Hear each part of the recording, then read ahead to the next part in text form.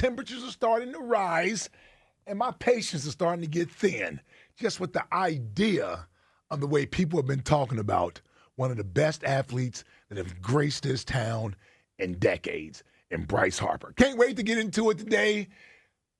Jackie Baseball, I know you and I are like two horses in a harness, right? It's a good Just visual. galloping along the way. How about you, boy? Yeah, it's character assassination. It's been disgusting, frankly, by this station. But what are you going to do?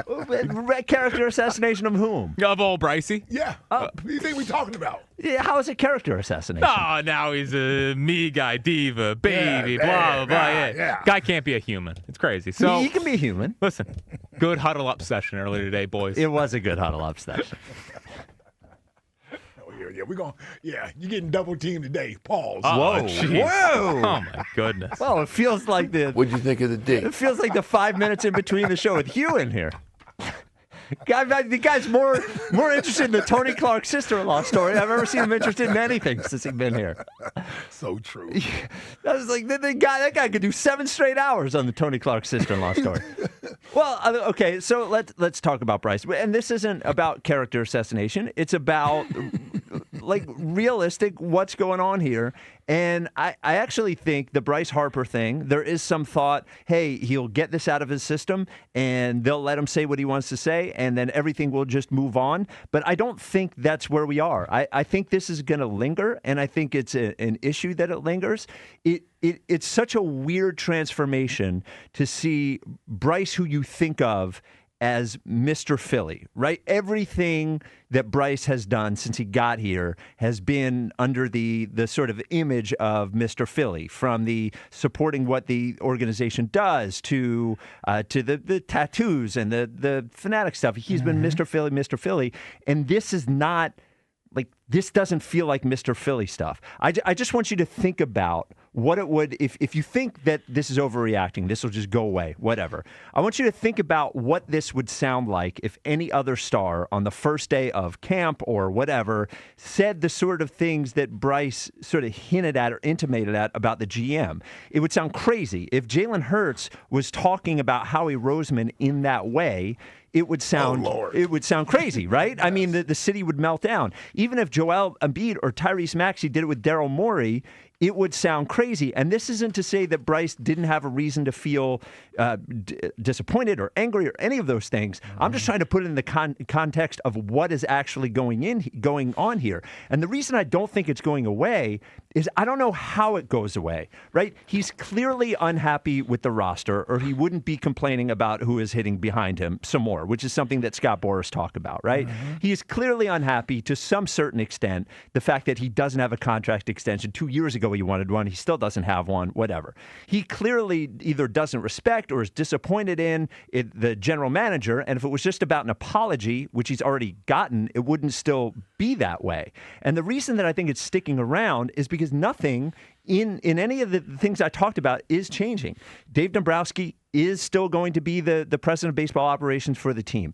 He is not, Bryce Harper is not getting traded. The who is hitting behind him, it's sort of a deck chairs on the Titanic situation, in that maybe it won't be Alec Boehm, I think it will be, but it'll still be somebody else, on the roster who he thinks isn't going to get him pitches. So It's the worst kind of conflict, because I don't see a resolution. Not that the AJ conflict is a better conflict, but at least you can see, oh, well, they can just trade AJ, right? Or that'll be the end of the conflict. I don't see the end of the Bryce conflict, because none of the things that are movable or that you could move are moving. Yeah.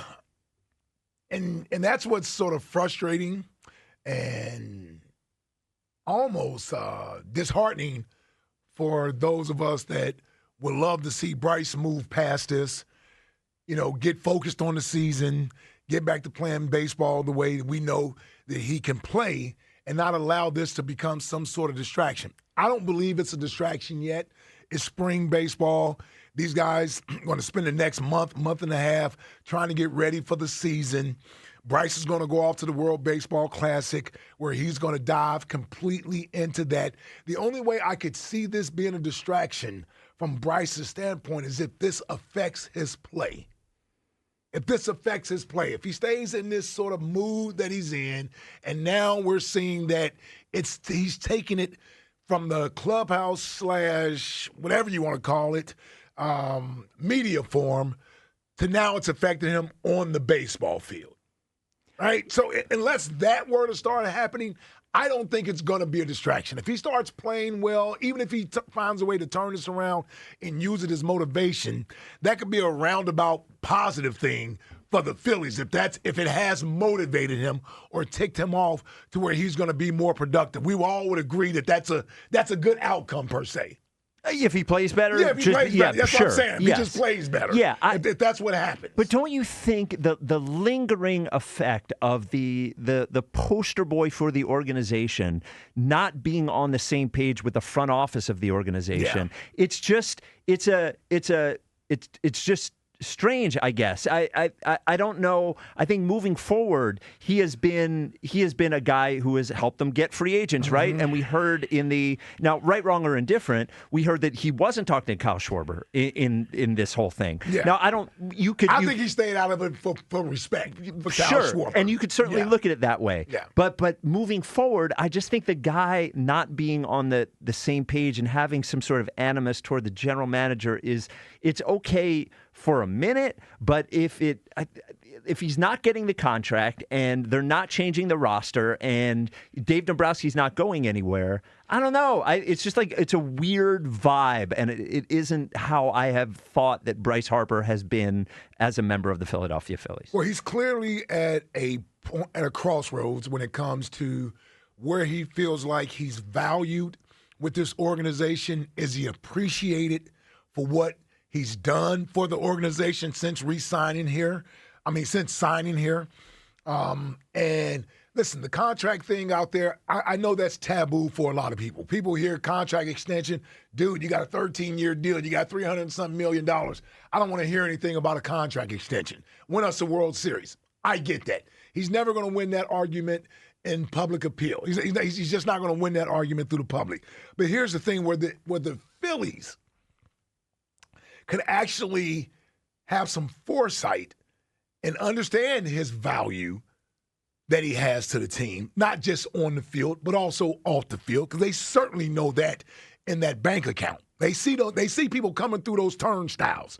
And Bryce Harper is primarily responsible for that. Even for the guys that are here, or you can say in a roundabout way, 6 degrees of separation. They're here because of Bryce Harper came here first and made this an attractive place for people to want to come for baseball. We watched this baseball team for almost a decade with players that we didn't necessarily connect with, and they certainly weren't star players, and we weren't running through the turnstiles like we were from 2008 to 2011. That wasn't happening for almost a decade. The Phillies need to recognize this, and I'm not saying you give him what he wants, but you got to give him what he wants. If he wants an extension, there's a happy medium there somewhere where you can give him a number where he feels appreciated while also not compromising your ability to make this team better moving forward. There's a way you can do that. Now, if you don't want to do that, then you're going to deal with the outcome of Bryce Harper and what he's giving you now. And ultimately, Spike, he will get to a point where he doesn't want to be here. I don't think he's there right now. Okay. I mean, that's easy for us to say here, but we don't own the team and we don't expect people to come pay to see us. You know what? The idea that people are paying to see Bryce Harper, I think is just wrong. No, they're paying to see the Phillies, which started with Bryce Harper and attracted other star players here. Yes, absolutely. But that doesn't mean he has a contract until he's 38. You want to pay him until he's 41? Well, to me, I don't think it matters how long you're paying him because he'll retire at some point. It's the money that's on there that'll be guaranteed to him. Right now, he's making, what, $28 million? $30 million? 27-ish. $27 million for Bryce Harper? 40th highest paid player in the league. Are we serious? Do you think he'll be worth more or less next year? I think he'll be worth more to the Phillies moving forward because he's a guy who's going to hit certain milestones that they're going to promote, and he's going to be a future Hall of Famer that they're going to promote and benefit off of. We know how this works. When you get a guy that brings people to the ballpark, the owner is sitting back counting his cash.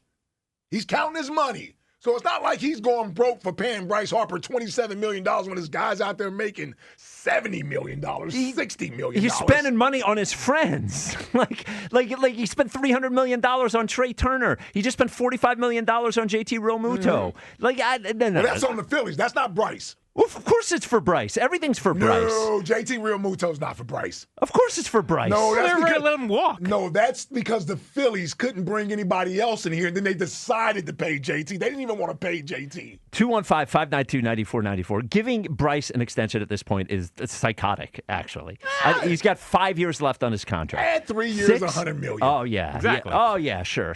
You won't regret that all in 6 years when you can't sign somebody because you have you have Mike Trout Part 2 taking up $30 million on the payroll because who doesn't it's about play right anymore. now, Spike. It's about right now. Really? How's it changing right now? Well, it gets Bryce Harper back to being fully locked in on being Okay, a Phil. so you're saying that Bryce Harper, without getting an extension, is not trying as hard as he would if he I did think get he's an extension? trying as hard, but as he is checked out on maybe the team activities, right? He said Schwarber didn't even contact him in the offseason. Maybe this gets him back.